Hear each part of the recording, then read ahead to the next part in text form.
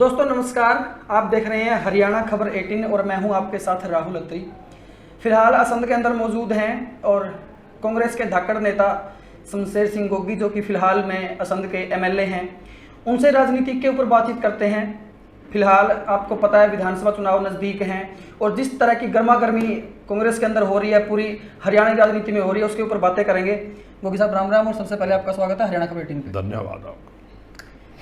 बातचीत यहीं असंध से करते हैं। लोकसभा चुनाव खत्म हुए और असंध में अगर मैं कांग्रेस की बात करूं, असंध विधानसभा बड़ी कड़ी टक्कर देखने को मिली बीजेपी की और कांग्रेस की।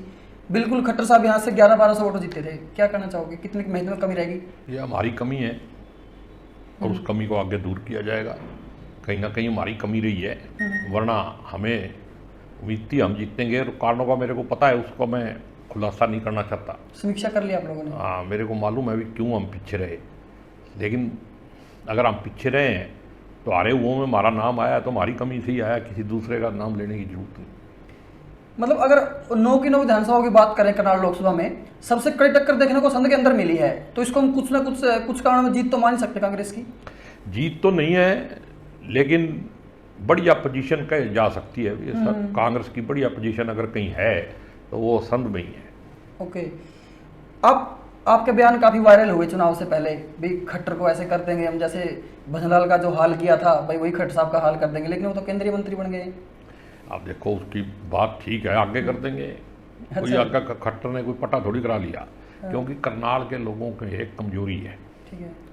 और मैं उनका सम्मान करते हुए उनसे निवेदन करना चाहता हूँ कि किसी अपने पे भी भरोसा करना सीख लो। हमेशा बाहर वालों को ही जिताते रहोगे। हमारे यहाँ बाहर से आगे आदमी फटाफट लीडर बन जाता है, और अपने को लीडर बनाना जो है वो बड़ा मुश्किल काम होता है। अभी मैं अगर हरियाणा कांग्रेस की बात करूं, गुटबाजी बड़े चरम पे है। पहली बात तो किरण चौधरी छोड़ के चली गई, क्या कहना चाहोगे? देखो, दुर्भाग्यपूर्ण फैसला है, चली गई। ये फैसला तो उसी ने लिया है, मैं उस पर कुछ कहना नहीं चाहता, शुभकामनाएं दे सकता हूं। आप कुमारी शैलजा के बड़े नज़दीक हो, और जो एसआर के गुट बोला जाता है जिसका नाम सुरजेवाला जी, शैलजा जी और किरण चौधरी उनमें से एक, लेकिन गुट टूट गया, कहीं ना कहीं कुछ कमजोरी होगी एसआर के गुट की? मेरे को ना तो कोई गुट था ऐसा, बोला जाता है ये तो मीडिया में ही था बस, और ना कोई गुट टूटा है।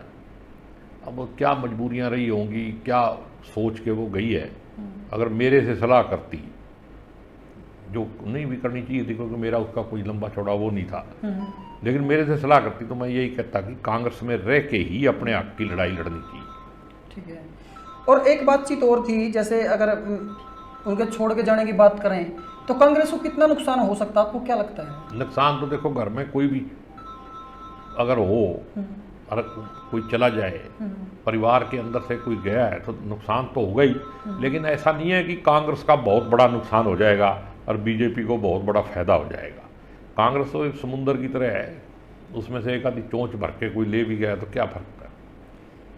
कांग्रेस की 5 सीटें आई लोकसभा के अंदर, और लगभग वोट प्रतिशत की बात करें तो 46-47 के लगभग रहा। एक अच्छा साइन मान सकते हैं हरियाणा कांग्रेस के लिए? देखो, आने वाले समय में देखो, पिछली बार कितनी सीटें आई थी बीजेपी की? 10 की 10 आई थी। इस बार कितनी आई? 5। पिछली बार 10 आई तो एमएलए कितने जीते थे? 40 थे उनके। अब की बार 5 आई हैं तो 20 से भी नीचे जीतेंगे। अच्छा, ये आपका विश्वास है?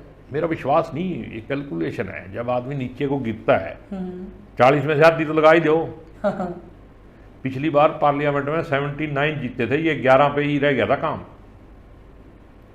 तो मेरा कहने का मतलब ये है भाई, इस बार असेंबली के इलेक्शन में बीजेपी कहीं नहीं है।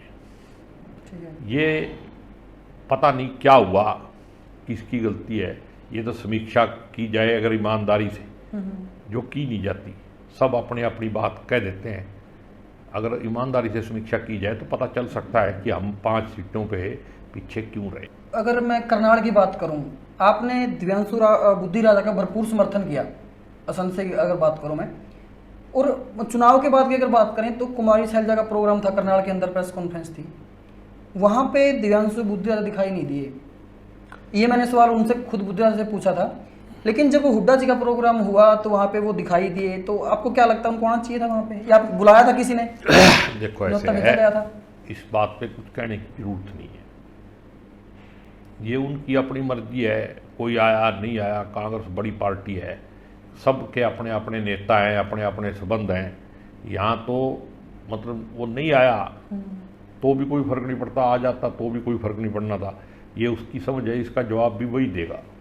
नहीं, ऐसा हो सकता है अगर वो आ जाते तो कहीं ना कहीं इन बातों पर विराम लग जाता, खासकर करनाल के अंदर। भाई कांग्रेस के अंदर कोई गुटबाजी नहीं है। गुटबाजी मैं कहता हूँ कांग्रेस में है ही नहीं। जितने नेता हैं उन नेताओं का मान सम्मान करने के लिए कुछ भावनात्मक तौर पे कार्यकर्ता उनसे जुड़े होते हैं, और उनकी जब भावना है, वो भावना में बह के अपने नेता का व्याख्यान करते हैं तो उसको लोग गुटबाजी का नाम दे देते हैं। गुटबाजी नहीं है, ये तो हेल्दी संघर्ष है, और वो पार्टी में नहीं होगा तो पार्टी मजबूत कैसे होगी। कुमारी शैलजा का बयान आया था थोड़े दिन पहले कि अगर भाई सही से टिकटों का आवंटन होता, टिकटें मिलती, सही से बंट जाती, तो हम 10 की 10 सीटें भी जीत सकते थे। अब उनके पास कोई फीडबैक होगी, बड़ी नेता हैं, मैं उस पर क्या कह सकता हूँ। कुछ ना कोई फीडबैक उनको मिली होगी, कहीं ना कहीं उनको ज़्यादा पता होगा, क्योंकि हमें तो पता नहीं। हमारे को तो ये पता है कि जिस दिन करनाल का कैंडिडेट डिक्लेयर होया, हमने अपने हाथ के पंजे को कैंडिडेट मान के उसी दिन से काम शुरू कर दिया। असंध विधानसभा की बात करते होगी जी, जैसे अगर विधानसभा के लोकसभा के चुनाव के रिजल्ट के बारे में देखें असंध विधानसभा में, तो जितने बड़े गांव हैं, खासकर बड़े गांव में सिर्फ एक में ही कांग्रेस जीत पाई, बड़ा गांव के अंदर वोटों के हिसाब से अगर देखें हम। तो आपको नहीं लगता कांग्रेस को और काम करने की जरूरत है असंध विधानसभा के अंदर? मैं कहता हूँ संध शहर में कांग्रेस जीत रही है, ये क्यों भूल गए आप?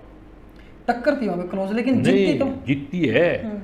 जितने बूथ हैं आप उनकी टोटल कैलकुलेशन करो, क्योंकि असंध की 4 पंचायतों के गांव भी बूथ तो हैं साथ। जब उन सब की करोगे तो 400 कुछ वोटों से हम जीत गए। ठीक है, तो उसकी जब शहर से हम जीत सकते हैं तो कहीं थोड़ी बहुत इधर उधर बात होगी। आने वाले समय में बहुत बड़े मार्जिन से कांग्रेस यहाँ से जीतेगी।